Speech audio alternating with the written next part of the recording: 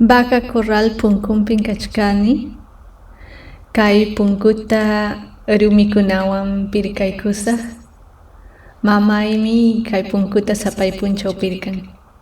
Hayarimusunchik.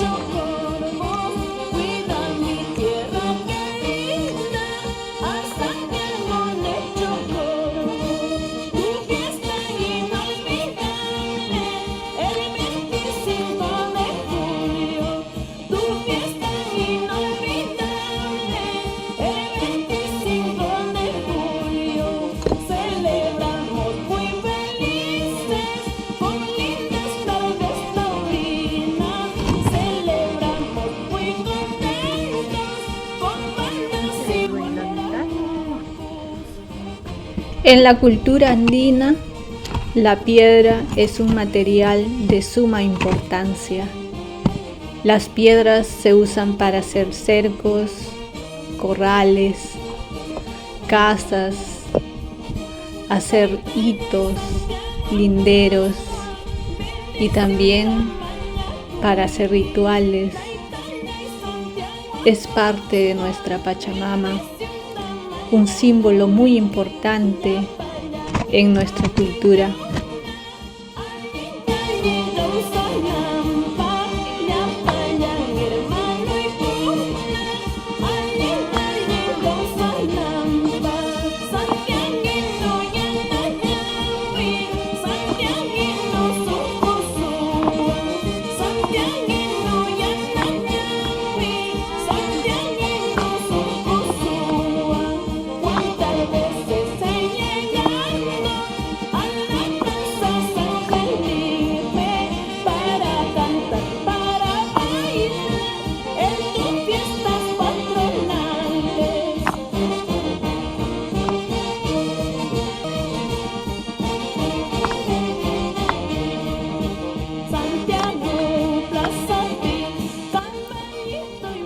Las piedras cuentan historias, son testigos de nuestros antepasados y siguen siendo testigos de nuestras vidas, de nuestras vivencias de hoy.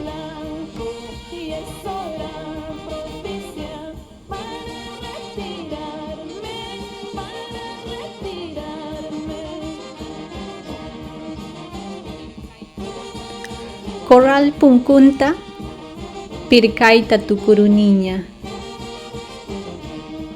kaypi vacata saqiykusunchik pajarinkama.